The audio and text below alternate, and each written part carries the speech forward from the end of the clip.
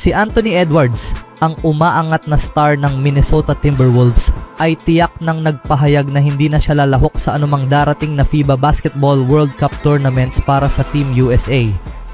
Nang tanungin ni Joe Vardon ng The Athletic tungkol sa kanyang interes sa event pagkatapos ng 2024 Olympic Games, mabilis na sinagot ni Edwards, "Hell na." Ang desisyong ito ay kasunod ng mahalagang papel ni Edwards sa pagkuha ng gintong medalya para sa Estados Unidos sa Paris Olympics, kung saan nag-average siya ng 12.8 points at 1.2 assists sa loob ng 16.3 minutes kada laro sa 6 na appearances.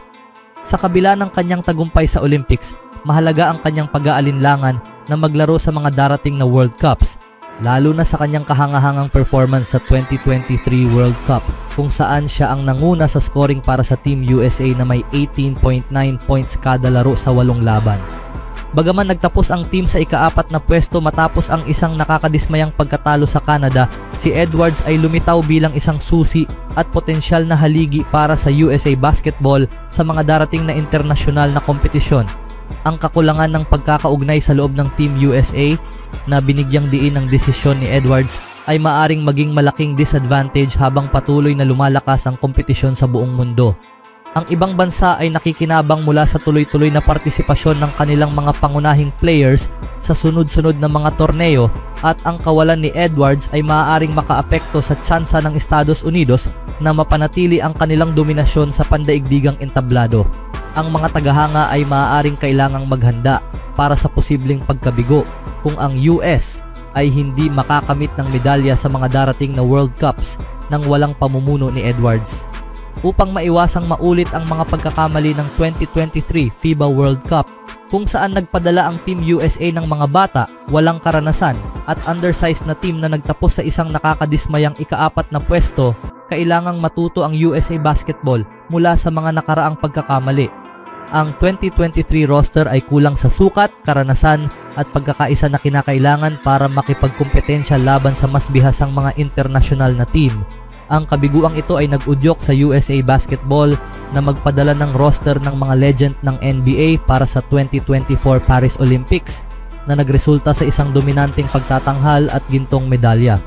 Gayunpaman, sa pag-iwan ng marami sa mga mas nakatatandang stars mula sa international na paglalaro, ang USA Basketball ay nahaharap sa hamon ng pagbuo ng isang team na maaaring makipagkompetensya ng tuloy-tuloy sa pinakamataas na level.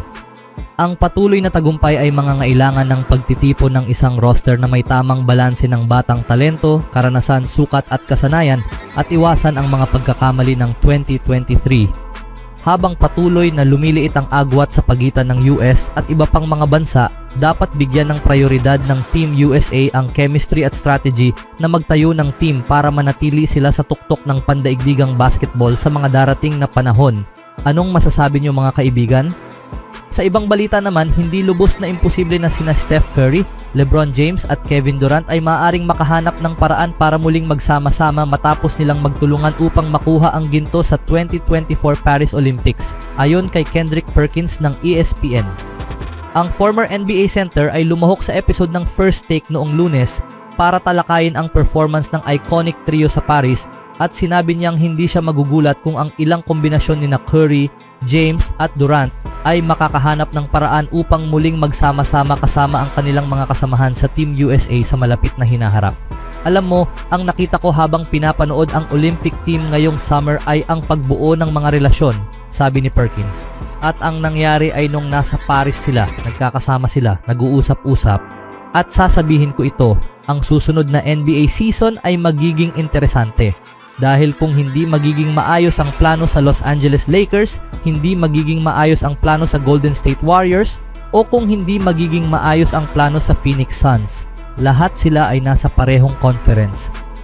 Tinitingnan ko ito at sinasabi ko sa sarili ko na pagkatapos ng season na ito, baka may makita tayong mga pagbabago, at hindi ako magugulat kung makakita tayo ng reunion ni na Steph Curry at KD, o kung si LeBron James at Steph ay magkasamang maglaro, o makita natin si Kevin Durant na mapunta sa Minnesota kasama si Anthony Edwards.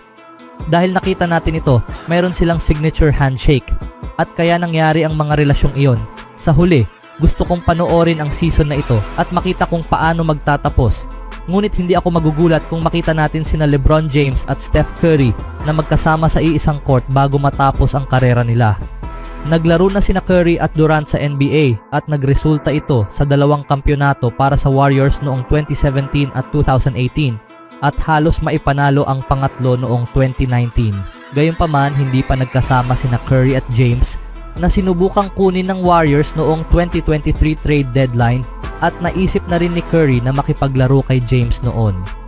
Hindi nag-iisa si Perkins sa kagustuhang makita sina Curry, James at Durant na magsama-sama balang araw dahil ang ibang former NBA players tulad nina Kevin Garnett at Nick Young ay pinag-usapan din ang posibilidad nito noong off-season. Ano sa tingin nyo mga kaibigan? Speaking of Warriors, si Guercio Yabusele ay isa sa mga kwento ng tagumpay sa Olympics kung saan tinulungan niya ang host na France na makarating sa gold medal game bago sila napigilan ng sunod-sunod na 3-pointers mula sa Golden State Warriors superstar na si Stephen Curry noong linggo. Ang Olympics ay naging perpektong entablado para sa mga players na wala na sa NBA para ipakita ang kanilang kakayahan para makakuha ng spot sa liga at walang ibang mas nagdulot ng ingay kaysa kay Yabusele na kasalukuyang may kontrata sa Real Madrid.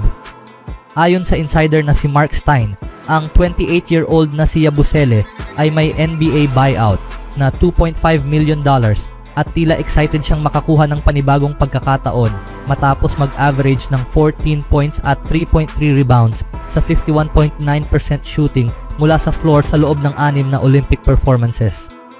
Si Yabusele ay unang naging 16th overall pick ng Boston Celtics noong 2016, ngunit naglaro lamang siya sa 74 games sa loob ng 2 taon kasama ang franchise kung saan nag-average siya ng 2.3 points at 1.4 rebounds kada laro. Ngayon na mas matured na siyang player at handa na upang sunggaban ang pangalawang pagkakataon, posibleng maging interesado ang iba't ibang NBA teams sa 6'8" power forward na nag-viral dahil sa kanyang dunk laban kay LeBron James sa finals noong linggo. Ang Warriors ay isang team na malamang na hindi ma-accommodate ang pangarap ni Yabusele na makabalik sa NBA kahit pa mayroon silang interes sa 2023 EuroLeague champion dahil mayroon ng 14 na kontratadong players ang Golden State at nasa limitasyon na sila ng kanilang hard cap position sa unang tax apron kaya hindi sila nasa posisyon para mag-sign ng kahit sino. Ngunit ang Warriors ay hindi pa rin napag-sign ang 52nd overall pick na si Quinten Post para sa isang two-way o standard contract. Bahagi ng dahilan ay hindi nila maibigay sa Dutch Center ang isang main roster spot hanggang hindi muna gumagawa ng iba pang transaksyon.